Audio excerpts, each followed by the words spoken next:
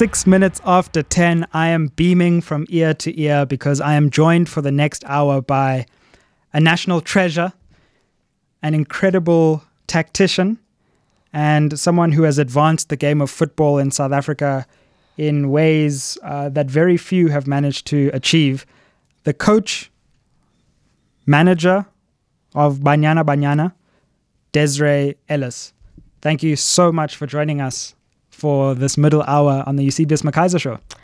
Thank you for having me, and welcome to the listeners. Well, I was a bit worried because I was so excited, and then I realized you're a Man United fan. So I think this is where the interview ends, basically. I don't think you should be worried about that. We all support whoever we feel we want to support. So I hold no grudges. Wow, what was it like watching Man United Liverpool? It was amazing. I actually won a competition. Really? It was a text SMS competition. I was watching TV, and I was like really bored. And then there was a question about Vinnie Jones, Roy Keane, and Dennis Wise. Yeah. Something to do with yellow cards or red cards or whatever. And I sent in the text, and I was at work, and I got this phone call to say that I'm going into the main draw. And I asked what the main draw was. And it was a trip for two to watch any Man United game. And I'm just standing there dumbstruck, and then I'm looking around because we have an open office, and I'm looking around and I'm thinking, did anybody hear that? And then 10 minutes later, I get a call and they say they made a mistake. I actually won the main prize. And I'm standing there, and I put the phone down and I put my hands up and I start screaming. Everybody comes running, what's wrong, what's wrong?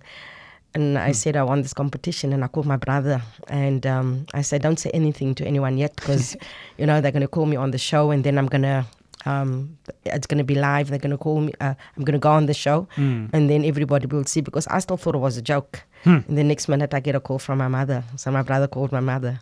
Wow. And then I took him with me to Old Trafford, and that's so cool. It was just so amazing. Oh, well, and Liverpool lost, but we won't talk about that. No, I just, your love for the game is so palpable in all the interviews you give and in some of your post-match press conferences. And I'm just curious, how that love for the game first started and when you fell in love with football and how. I think I was about 6 years old. I went to a school, Dryden Street Primary in Salt River in Cape Town, and they had a section where they had the boys section and they had the girls section, and then they had in those days, the sub A and sub Bs, they had that. And I used to regularly jump over the fence and play with the boys, and used to be in serious trouble because you were not allowed in the boys' playground. But I also played netball for the school. So I got out of detention by going to play netball after school. And when there was no netball after school, I would rush down. We lived by my grandmother in Salt River because both my parents worked at the time. And we used to stay there after school. And the boys would be waiting outside, playing in the street. And because in those days, the granny was very strict. You couldn't just go out and play.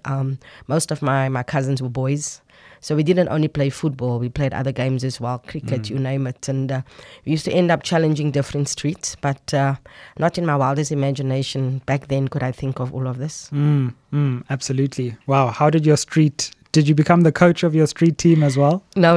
We moved, my grandmother passed on, and we all moved away we then grew much older and moved away, and I never really, sometimes if I go visit my brother who lives in Woodstock, I would drive there and there's not a child playing in the street. And it's such a shame, because we used to play often, and when the people used to come from work, because you had to pass that road to go to the station, we used to be very annoyed because it would stop our game, you know. And then after that, you would be called in to come and have a bath and, eat and get into bed. So the kids out there don't play in the street anymore. That's such a shame, because I think if you speak to any girl child out there who played back in the day when I played, even now, they grew up playing with boys. Absolutely. And did you then, did the playing come before the watching, or did you also begin to watch more professional matches as you grew older? Look, I always loved playing, but I also loved watching football. I would sometimes go with my uncle and have my little bag with me just in case they were short or something. Oh yeah, with boots. With boots, yeah. So you'd carry your boots around. I would go and watch games, and then you know, one or twice they were short and I would play, and they wouldn't know that I was a girl. They would only tell them after. Oh, wow. That was a girl that and you played. Probably schooled all of them. And that was a girl that you played against. But I just love the game, you know. My late father was very supportive. He was my biggest critic, but also my biggest supporter. I remember making the provincial team in Cape Town, and was still at school, and whole afternoon I was checking my bag if I got all my stuff. And that evening when we left, as we were halfway to the venue, I scratched in my bag and my boots were not in there. And I said to him, I think I forgot my boots at home. And he said, if you don't play tonight, it's your own fault. And lo and behold, I played and I scored a hat-trick. So he was my biggest supporter. When the club that I was at, Athlone Celtic, when they folded or were about to fold, my late father and mother took over the club, and all my sisters were forced to play. Wow, it's so amazing how parents and young kids who are growing up in the game form a bond over the game. I remember I used to play also quite seriously until about under 17, but I remember at the age of like 8, I had a deal with my father. He was like, if you score a goal, you get rewarded, but every time you hit the ball over the bar, then the reward gets diminished. And I just remember that like ringing in my head at the age of 8, like never hit the ball over the bar. Well, I was never rewarded. My father used to be very critical though. I think that made me out to become the player and the person I am. I knew deep down he was excited and happy, but he was always critical. He always pushed me to do better, pushed me on. He would tell you, hey, she was good today, but then he would tell me it wasn't good enough. I needed to do this better and I needed to do that better. And I think that made me to be a better player and become a better person. And do you have similar relationships with any of the people around you who play football? And how does it play out in your family? For example, like I just have a ritual with my mom now. We always watch the Liverpool match, you know, and in fact also commented a lot on the World Cup when Banyana was involved. But it becomes this like ritual where we come together, you know, and we share and we WhatsApp and, you know, goal, penalty. Do you feel that in your family as well? Well, I currently live in Johannesburg now, and the rest of the family is in Cape Town. But my sister's a Liverpool supporter, and the rest of the family is all Man U. Shout out to your sister. And the rest of the family is all Man U. So we would sometimes come together, or sometimes my brother would just text, you know, did I watch that? Did I see that? Or my nephew would. But other than that, we would sometimes watch it together, especially over weekends, if it's a really, really big game. Other than that, then I have my niece's little boy who's a huge Chelsea fan. And then we would, you know, just text each other. But most times when I was in Cape Town, we sometimes watch the big games together. I want to come on to your playing career because, you know, from those street matches, you grew into a phenomenal player and eventually, you know, even became a player for your country. When did you first realize that you weren't just good, you were really good? You know, I don't like to speak about myself like that, really. I just love the game, you know. People ask, where do I get the passion for the game? I think it's just a passion for things that you do. I think if you don't do it as the best that you can, then you shouldn't be doing it.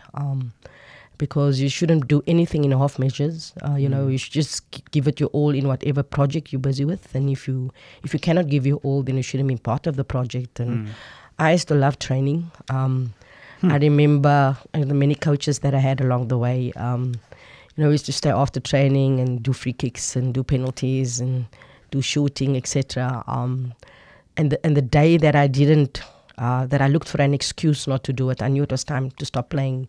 But I used to love training. Didn't matter whether it was raining or whether it was windy, and it can be rainy and windy in Cape Town.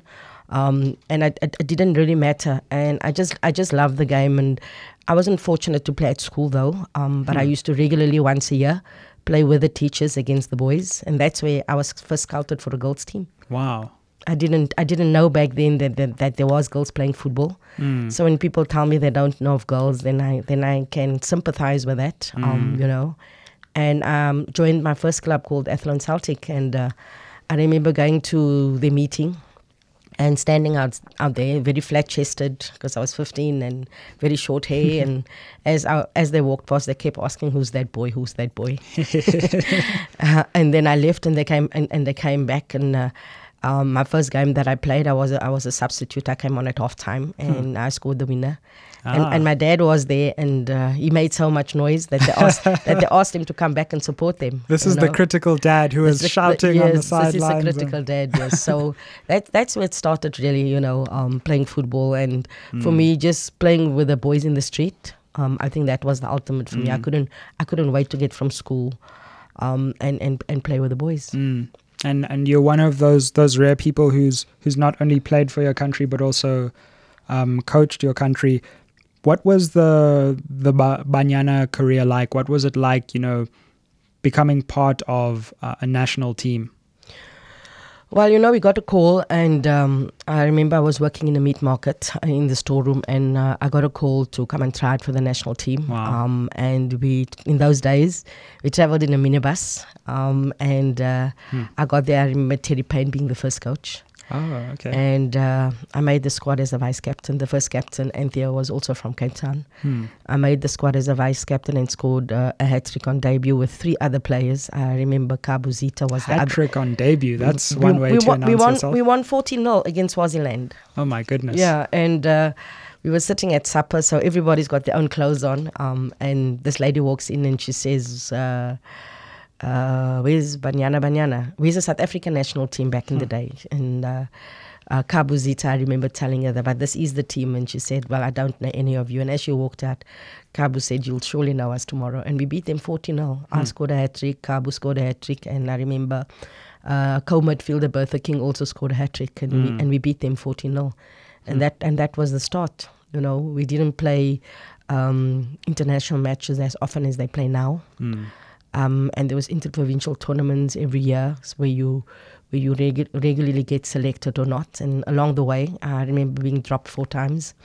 When your name's not called out after the tournament, that means you didn't make the squad. And when the squad gets called, you get a call back. And I think that was the most amazing times for me. I'm still friends with most of the players I played back then, back in the day. And when we'll always get text messages and of support for each other, because some of them are also coaches. And I played in the national team until 2002, when we won our first trophy against Zimbabwe in the COSAFA Cup. That was my very last match for the national team. But along the way, when I first made the team, I lost my job, because when we drove back in the minibus, we got a puncture and I got back to work a day late, and I got fired. Sure. That was, I suspect that was a very good day for South African football. Well, I won't say I didn't care, but I was living my dream now, and I was out of work for 3 years. I think that was the toughest time for me as well, being out of work for 3 years, and having to sacrifice not having soccer boots because my parents couldn't afford it, and having taped up boots because I had nothing else. But that, I think, was the most amazing times for me.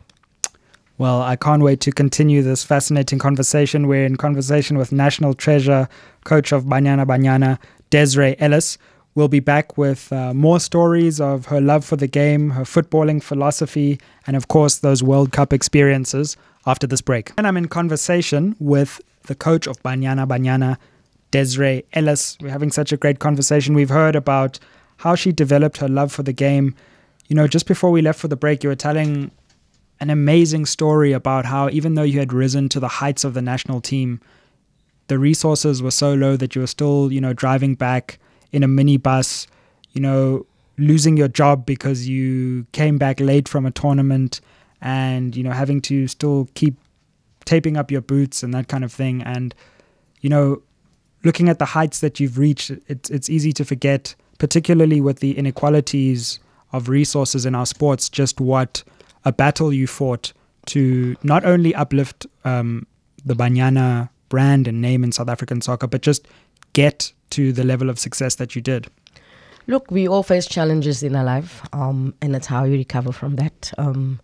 That was in the only moment as well. In 2010, I was an ambassador for the World Cup, and that was absolutely amazing in South Africa. And after the World Cup, obviously, I needed to decide what I was going to do. Do I go back into corporate because I worked for a photo agency, or do I just continue with what I'm doing? And I decided to continue with what I was doing. So I was a project coordinator for an organization called Stars in Their Eyes, who would use football as a tool to educate coaches and give them life skills in the community. So it was a project around the country, supported by the Dutch Football Association. And I then got an opportunity to go and do my UEFA B license. Unfortunately, I had to sacrifice that because at the time I didn't have a full-time job. I had 4 months left on my car. And if I had to go and do the UEFA B license, I might have lost my car. So I also had to visit a bank and make arrangements with regards to the bond because I didn't have a full-time job until I got back on my feet.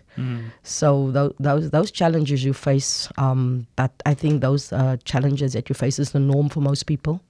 But people think it cannot happen to people like us, who are in football. But it does happen, and I think that made me stronger.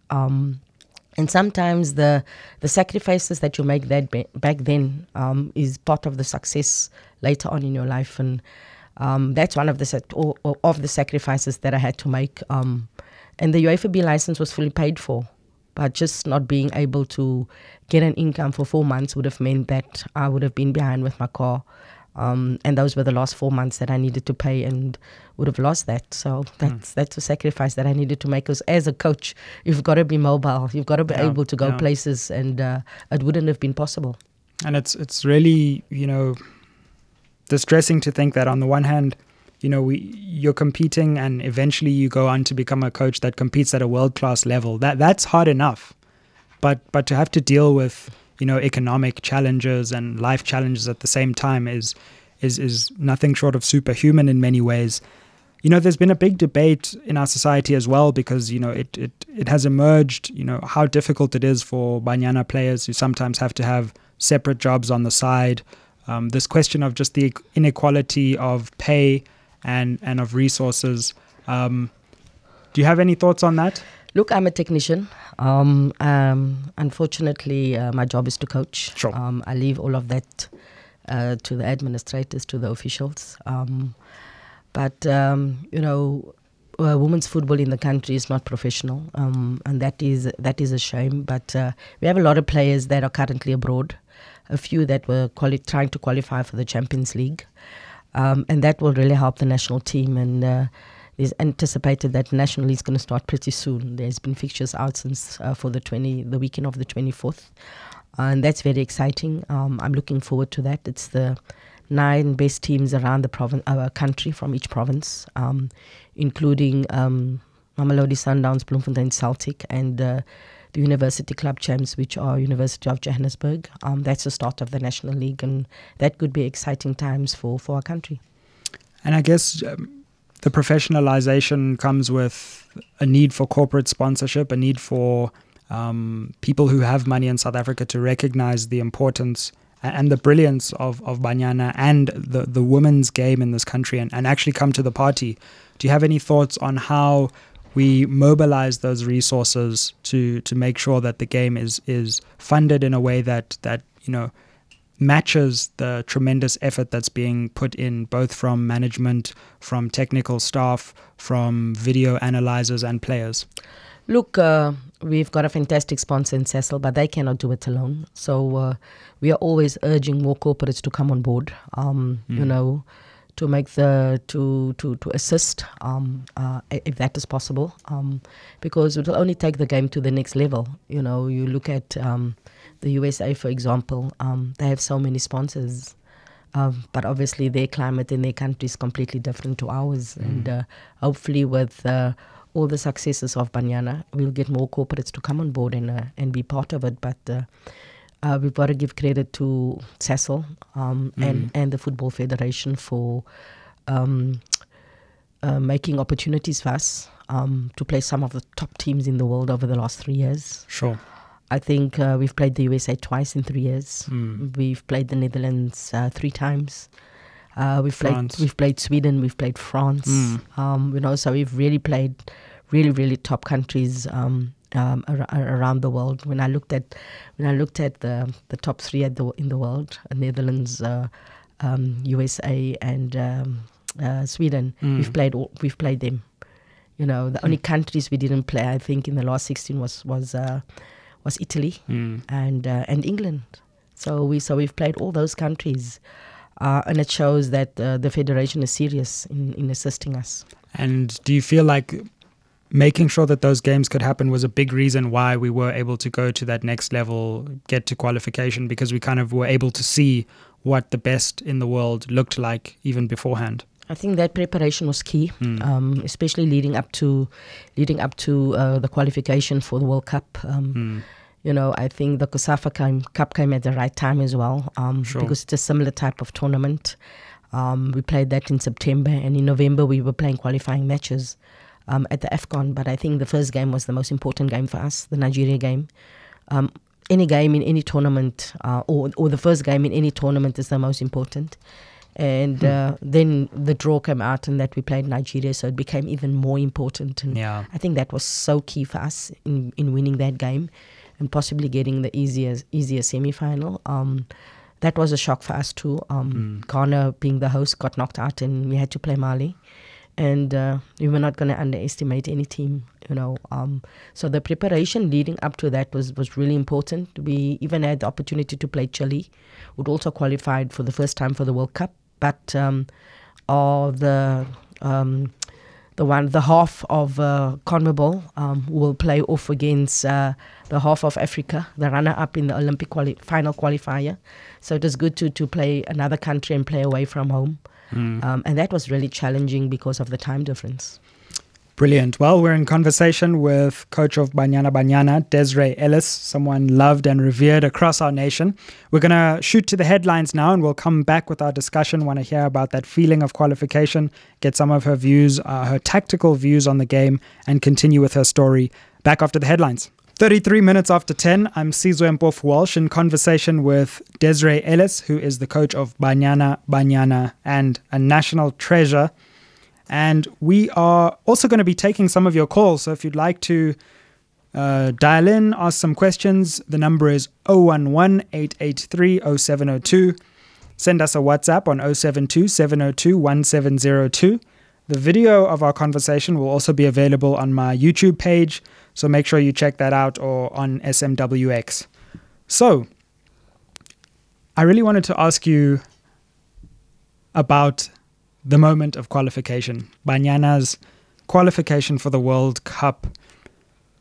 Just an incredible moment that united the nation at a time when I think we needed unity, but was also just a great sporting achievement. Take us behind the scenes of the moment of qualification and what it was like when you realized that you, as coach, had achieved something that had never been done before. Look, a lot of planning goes in behind the scenes with the analysts getting as much information about the opposition and making sure that the players know as much about it. And then the training sessions all geared up for that. And when Mali knocked out Ghana, we surely took notice of them. And they had a few key players that really could trouble us. So we planned around that. But we knew what we needed to do. And Tembi scored early. That settled the nerves a bit. And then we knew we needed that second goal. And then Lebogang Ramalepe normally comes up with these amazing goals from distance. And with about 80 minutes, she scored. And I had to stay calm because my smile inward was really broad. And I looked to the bench and, we were not going to concede 2 goals. We pride ourselves on being defensively really good. And for the last 5-10 minutes, I said, let's manage the game, let's not do anything silly. And when the final whistle went, it was just amazing scenes. You run to players, some are busy praying, some are busy hugging each other. You get to Janine, she's lying flat on her back crying. And I think it was amazing scenes. Noko came to me and she put her arm around me and she said, Coach, we did it. Coach, we did it. And then some of the fans in the stadium, Cecil were there, Fran was there. We just looked at each other and we just screamed, and the celebrations went on. And I was eventually taken to the press post-match press conference, and I was just smiling, and Fran was just showing the thumbs up, because you realize of what's done, but you don't realize the magnitude of what it is, and by the time the press con was over, all the celebrations in the dressing room was over. So you don't really get to be part of that, but I can only imagine, it must have been really insane. So we get back to the hotel, and the hotel staff holding placards saying Banyana, Banyana, and we're just screaming and singing. And I don't think anyone slept that night. I didn't sleep. The adrenaline was still pumping. You switch on your phone, you see all these messages, and you want to answer them like individually and personally, but everything is just running through your mind, and you really, really can't sleep. I don't think I slept at all, because we had to travel the next day, to go to Accra to go play, prepare for the final against Nigeria. But we got a video call from the president of the country. He was in Argentina, and he video called us for a couple of minutes. I was part of a big WhatsApp group. Indeed. Until the video call was over. I think that was absolutely amazing. That's really nice. But when you get back to South Africa, you then realize the magnitude as you come out of our Tambo and you see all the people. You just get a lump in your throat to realize the magnitude of what you've done. I think it's many years of hard work in the making. Coaches that have come before, it's like you build a house. They put down the foundation, somebody else lays the brick, So coaches and players that come in, they lay the foundation. I mean, I had aspirations as a player to go and play at the World Cup. It didn't happen for me, but it happened for this generation of players. But the players were amazing.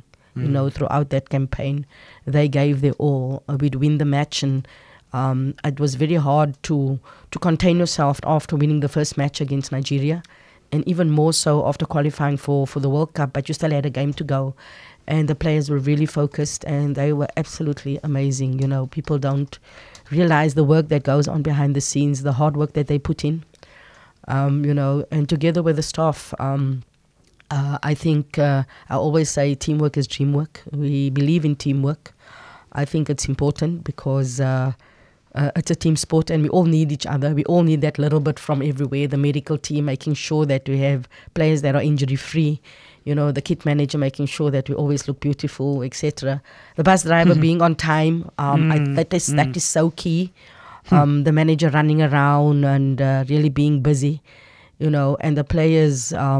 At the end are the most important, because you have to make sure that they're fresh, you have to make sure that they understand and that they carry out the game plan, and they were absolutely magnificent in that. And the support of the Federation and Cecil on top of that, I think that was immense in that we qualified. It's just a pity we couldn't bring the trophy home, but we gave it our all in the final. And it's almost anticlimax where you qualify for the World Cup. But nonetheless, the players were still completely committed and completely focused in wanting to win the final. And unfortunately, we did not. But I don't think South Africa could have been more prouder of this group of players. Absolutely. Because they really went out there and really put their bodies on the line, really wanted to qualify more than anything, and to make more opportunities for players to come. Absolutely. I see the lines are lighting up. A lot of people wanting to talk to you. So let me go to those lines now. Musheri? Yes, Susan Desiree. How are you this morning? I'm very good. Thank you. How are you? All right. Susan, let me just congratulate Desiree and the girls for really flying the flag high. And also, it is humbling to hear Desiree also paying tribute to her predecessor. You can see how humble she is. Then that really, it warms one's heart to see the national team performing so well. My challenge to the sponsors and also to the powers that be is to pump money to this national team, because the money that the girls are in is too little. The work that you are doing really is making us, some of us as a country, to be proud to be South African, to celebrate, because for quite some long we've been seeing our national team not performing well. But the great work that you are doing, really one is humbled and one is really happy to see the great work that you are doing. Keep up the good work, and really it is warm heart. It is heartwarming to see the great work that you are doing, and also the respect that you're showing to your predecessor. That is fantastic. Keep up the good work, and the good Lord may bless you and the team, and also to the team really taking your instruction. Teamwork, of course. That's why I'm saying you're making some of us proud.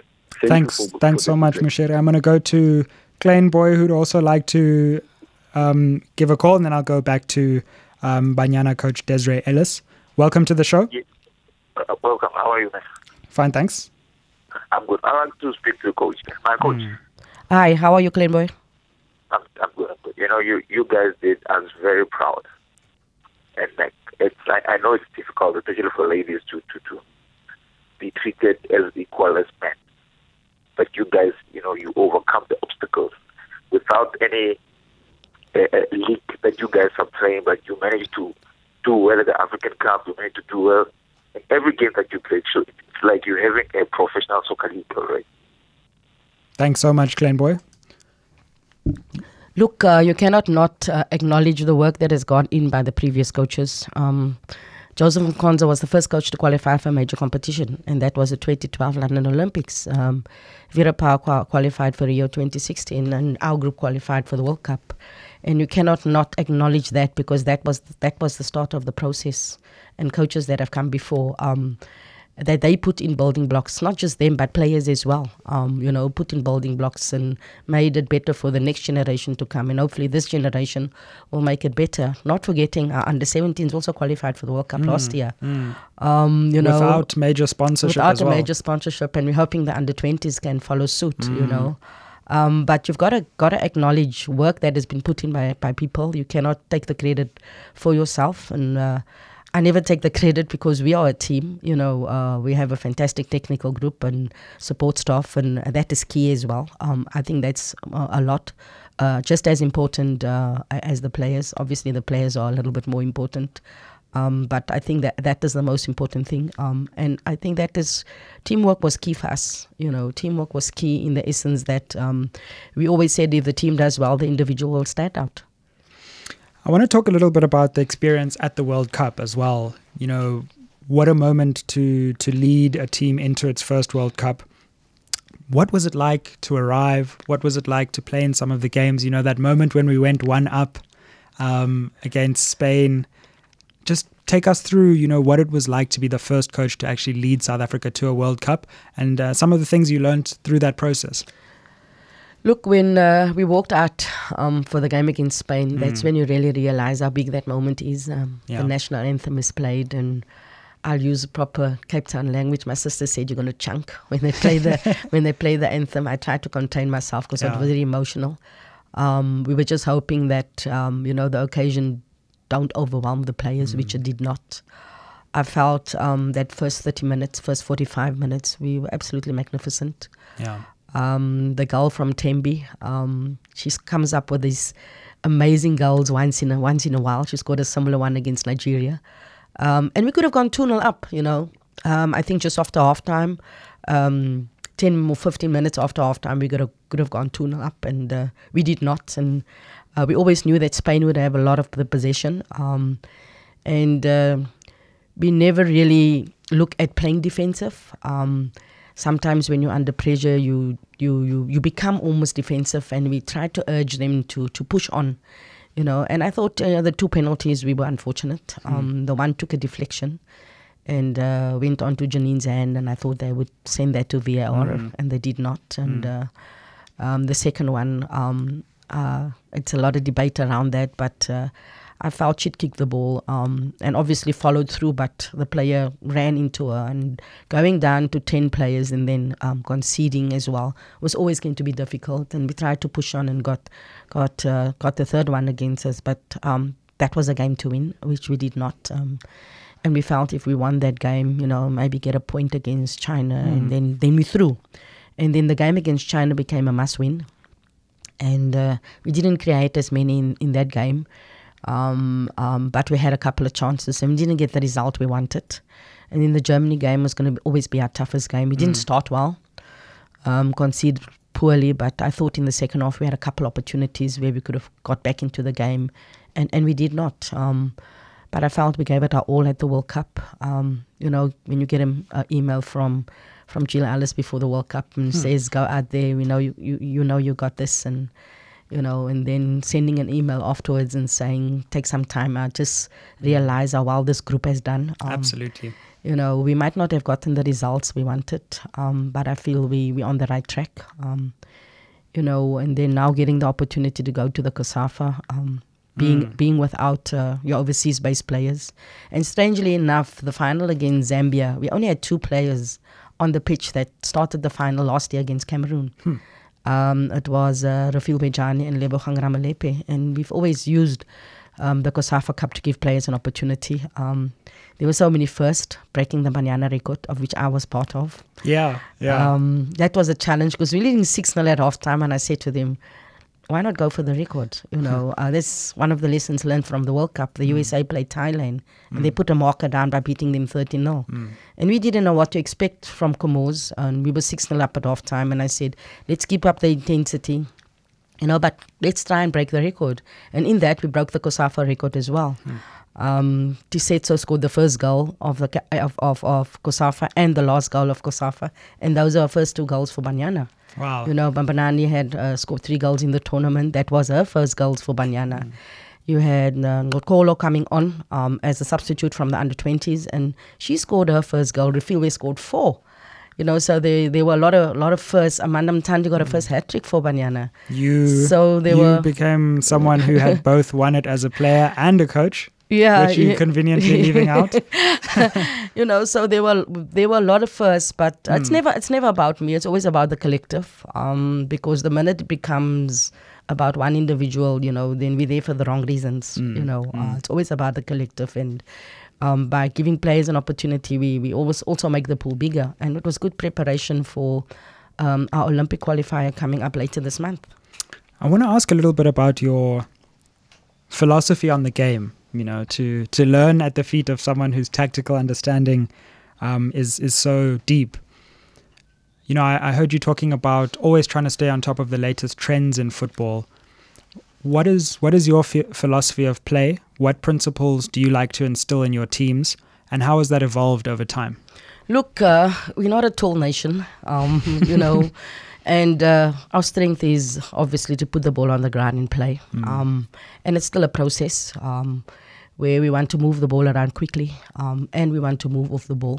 We want to move the ball around, obviously with a view to moving the opponent around. Because sometimes when we play teams, they sort of just don't want to come forward, and we have to then break them down. So we want to work on combination plays in certain areas. We want to play rondos around the field where we can to, you know, create opportunities. And I think that's important for us. We're never going to be a team that's going to play a ball in the air for the, you know, someone to head it on, etc. Because we are short nation, or actually women's football. You know, when we're standing out there and we're busy singing the anthems, you look at the opponents and you look and you see how tall they are. Even their goalkeepers are taller than our goalkeepers. But we want to put the ball on the ground because that's how comfortable we are. And we try to stay true to that. We try to stay true to that because that is who we are. Sometimes it becomes a battle, then we have to battle. But we try not to steer too far away from that. It seems like a lot of the game has moved towards a pressing style, a style of defense where a lot of energy is needed to go up and fluster the opponents.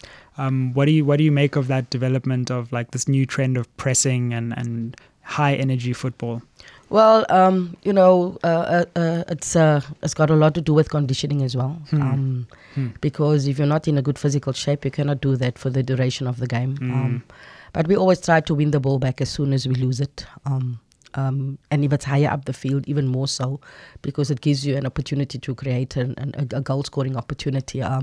If we're not fortunate to win the ball, you know, we would then wait for the opponent and then collectively try and win it back. But we have a very good fitness coach. When you looked at the World Cup, our conditioning was not very far off from the other countries.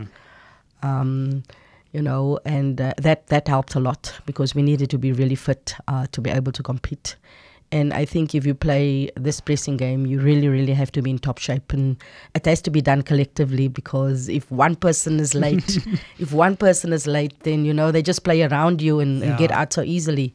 And that's a process. And sometimes you don't have enough time to work on it, because you get the team for a week. You have to prepare your attack and defense in that week. Work on goal scoring, etc. In that week, work on set pieces in that week, and make sure that by game day that the players are in a good shape still, that they are still fresh, that you haven't overworked them. So you have to look at all of that aspects within a week. And what about formations? How have your views on formations and the tactical setup changed over time? Look, I think a formation is just a structure. You also got to have the players to play, because some people will say, I play 4-5-1, but then they've got the little tiny striker, or they don't have the players in that formation. And the beauty of this team is that we can change formations within the game, which we've done on a regular basis. I was going to say, because it's hard to know exactly which formation Banyana plays. Which we can do, and the players are so comfortable in that. And we look for multifunctional players as well that are really comfortable. Look at someone like Rafil Bejan, who can play on the wing, who can play up front in a 3, who can play as a sitter, who can play as a wing back. And we look at some of those players, and sometimes we'll play a player out of position, but just to see what the player has to offer. And at tournaments like the COSAFA Cup, that's where you can actually, utilize all of that. But I think we also look at the opponent, obviously, before we make a decision on how we're going to play, and how we're going to, look at their weaknesses and try and, negate their weakness and stop them from using their strengths. So the formation is, but we try to stay true to who we are. If you concentrate too much on the opponent, then you forget about concentrating on your team.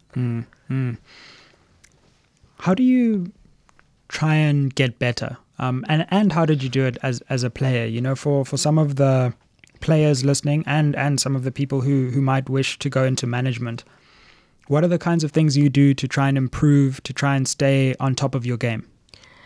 Look, you always have to keep on educating yourself. You have to always keep on making sure that you on top of your game. As a player, you go out and you put that extra work in when no one is watching. And that then transcends onto the pitch. You work on, people think you just get onto the pitch and you put the ball down and you put the ball in the top corner and free kick. It's hours and hours of work. So you'd be sitting on your laptop, going through things, looking at other games, looking at other teams, and looking at how you can become better. I often go to games, because when you go to a game, you learn so much. You learn so much all the time.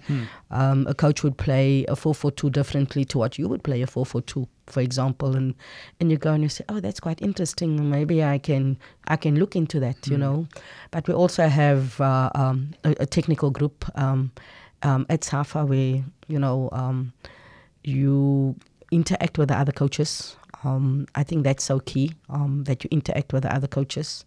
We've had a workshop with Coach Stewart before about formations as well, and I thought that was really interesting for me. I learned so much in that one. Or you just sit down with Coach Molefe or Coach Tabo and you just talk about things. And they've been advisors to Banyana as well, Or you go into the coaching education department and you sit with Coach Frans and you talk about the game.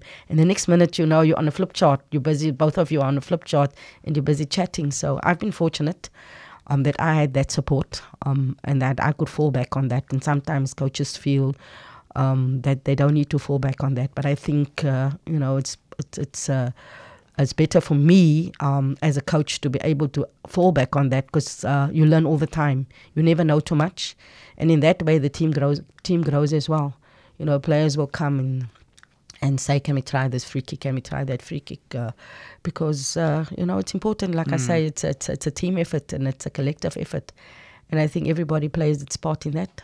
And you were actually talking in some of the interviews that you've been giving just about how developed that system of preparation actually is, and how many different people come together to prepare a match, from video analysis to fitness coaches to you at the top of that.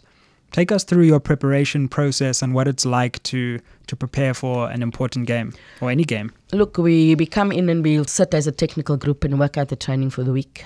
Because it's important that we do that. But we also have a captain and 2 vice captains, and we'll sit. We try to get feedback from them as well, how the players are feeling, and sometimes we would lessen the load. Otherwise you just carry on and think everything is okay. So it's important for that as well, to get that feedback.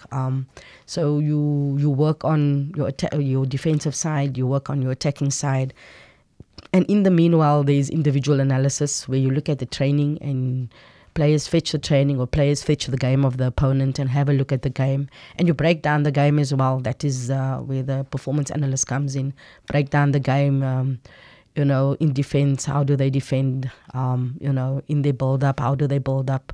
How do they transition to defend and defense and attack? How do they do their set pieces? Is there trend? Do they do a certain set piece the same way all the time? And how do they defend set pieces? Who their headers are? So it's very meticulous. And when we set that up, we then have to look at all of that and how we can counter that. Then you have your match day -1, where you have your so-called starting lineup against the rest, and sometimes someone in the other side stands up and you give that person an opportunity, and it's up to them then to grab that opportunity. You have your video analysis. Closer to the game, you have your opposition analysis, where you give as much information, and sometimes we ask the players to break it down. So it's important that we don't just feed them, but we ask the players to break it down. In other words, maybe they understand and they would break it down, and they would come up and break it down and explain things.